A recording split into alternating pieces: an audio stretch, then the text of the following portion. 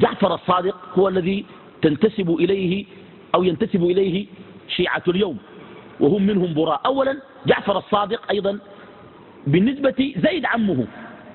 جعفر الصادق رحمه الله ولد سنة 80 من الهجرة، وتوفي سنة 48 بعد 100 من الهجرة، 148 هجرية.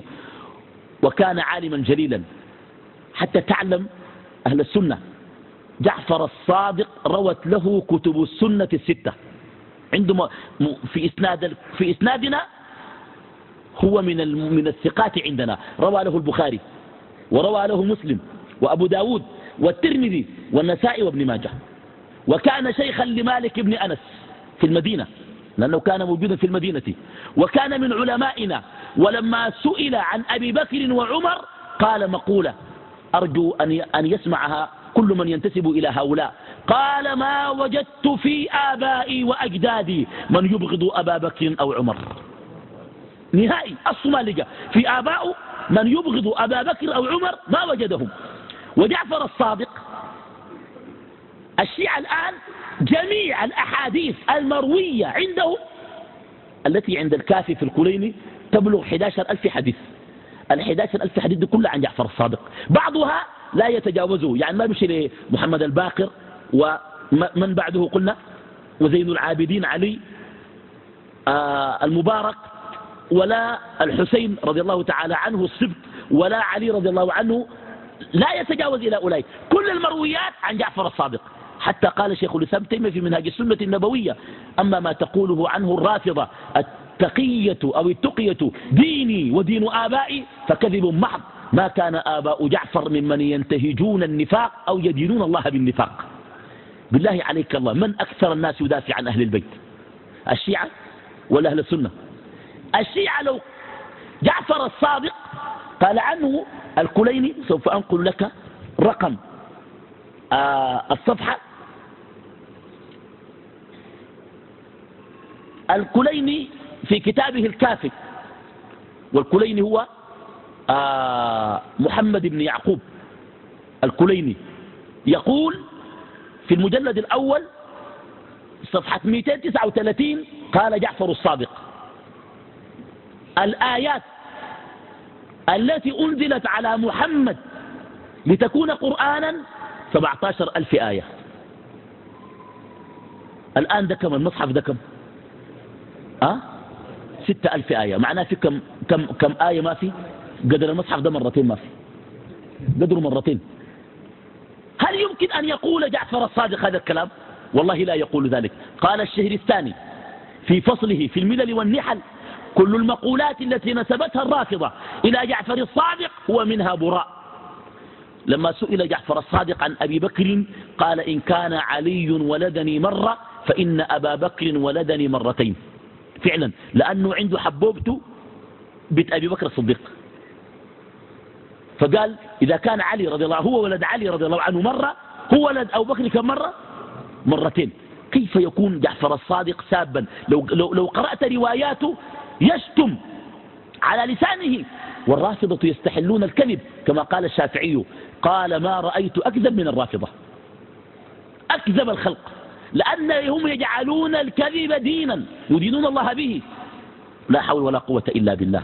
طيب هؤلاء السابة بعد جعفر الصادق يقولون جاء ولده موسى الملقب عندهم بالكاظم، وهو من أئمة السنة، موسى الكاظم.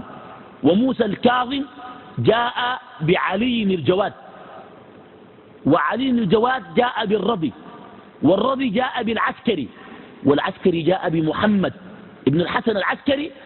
الشيعة الآن البعيد خلي النصيرية الدروز دي كلهم الرافضة خلون، أمسك الرافضة الما باطنية اللهم ناس إيران دين بالواضح، أمسك ناس إيران دين جميعهم يعتقد عصمة الأئمة، ويعتقد أن كلام الأئمة قرآن بما فيهم الحجة القائمة، الحجة القائمة المهدي المنتظر. حتى الخميني كنت أقرأ له في بعض كتبه يقول عن الحجة القائمة، وهذا لما نأتي في الأفكار وكذا، يقول الخميني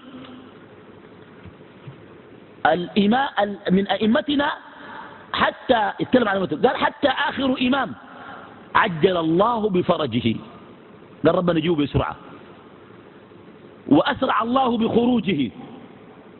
وأصلا الصواب أن الحسن العسكري لم يكن له ولد، لكن لتبقى الفكرة حية قيل هذا، وقيل أنه قتل وهو في الثالثة من عمره، فزعموا أنه دخل سردابا وأنه سيخرج في يوم عاشوراء، وبعد ذلك سيملأ الأرض عدلا كويس، وهذه من عقائدهم الخطرة أنه سيعيد أبا بكر وعمر من قبورهما ومعهم عائشة ويجلدونهم، وأنه يحيي الموتى.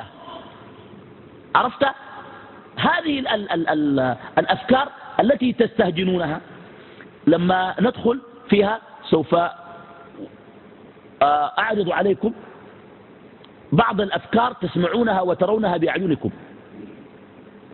طيب، الشيعة الرابعة المفضلة، وهذه الشيعة الزيدية. الشيعة الزيدية مفضلة، ولذلك يقال أنهم الأقرب إلى أهل السنة. مفضلة لا يكفرون ولا يسبون الصحابة ويترضون على الخلفاء، لكنهم يقدمون عليا على بقية الخلفاء، وهذه بدعة. هذه بدعة، لأنه كما جاء في البخاري من حديث ابن عمر، بل من قول علي رضي الله عنه نفسه: خير الناس بعد رسول الله في الأمة أبو بكر، قال ثم عمر، وقال لو شئت لسميت لكم الثالث.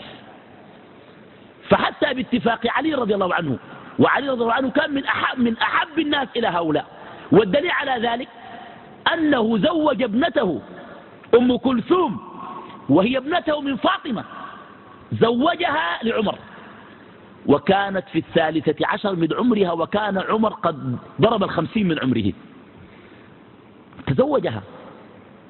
الرافضة لما أرادوا أن يدللوا قالوا في الكافي للكليني سئل جعفر الصادق عن ذلك، فروى عن أبيه عن جده حتى وصل علي رضي الله عنه أن عليا قال عن زواج أم كلثوم من عمر: إنما ذلك فرج غصبنا عليه. يا إخوان، علي رضي الله عنه الفارس المغوار، من الذي يستطيع أن يأخذ منه عرضا؟ هذا لا يمكن ولا يعقل.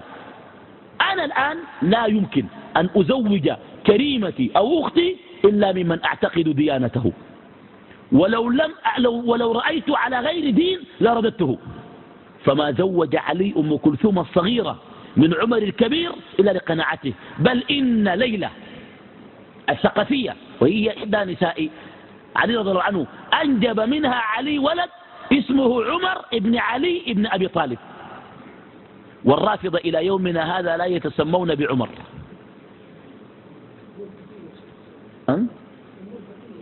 في السؤال أيوة معلش احتمال، لكن حتى ولو ذهبت كدبلوماسي إلى إيران ليكن اسمك غير عمر، أصلا ما يكون عمر أصلا، لا ابن عمر ولا عمر ولا كده. فبالتالي وبالمناسبة عداؤهم الفارس القديم تجاه عمر رضي الله عنه، لأنه الذي سقطت على يده إمبراطورية الفرس عجيب جدا. قاتل عمر رضي الله عنه تعرفونه، أبو لؤلؤة المجوسي. أبو لؤلؤة المجوسي عمر رضي الله عنه أول ما أفاق من الطعنة قال: من الذي قتلني؟ قالوا: لؤلؤة غلام المغيرة. قال: الحمد لله الذي لم يجعل منيتي على يد من سجد لله سجدة. رجل مجوسي. هذا عند الرافضة في إيران له ضريح كبير يزار، ويسمونه باب شجاع. باب شجاع. أبو لؤلؤ المجوسي اسمه باب شجاع، لأنه قتل عمر بن الخطاب رضي الله عنه. هو لما قتل عمر ما كان مؤمن أصلا، هو أصلا يعبد النار، من عباد النيران، يسمونه باب شجاع. الآن في إيران إذا ذهبت إيران قل لهم: أروني ضريح باب شجاع، سوف تقف على ضريحه وتجد الضريح منور وجميل. وبالتالي هذا حقد دفين جدا. وهذا هو قبره. وقد كتبوا عليه الموت لأبي بكر، الموت لعمر، الموت لعثمان باللغة الفارسية، ويترحمون عليه ويسأل الله أن يحشرهم معه، مع أنه مات مجوسيا منتحرا. اللهم احشرني مع أبو لؤلؤ، اللهم اغفر لأبو لؤلؤ، اللهم احشرني مع أبو لؤلؤ. إخواني أمنوا إخواني، اللهم احشرني مع أبو لؤلؤ المؤمن الولي ولي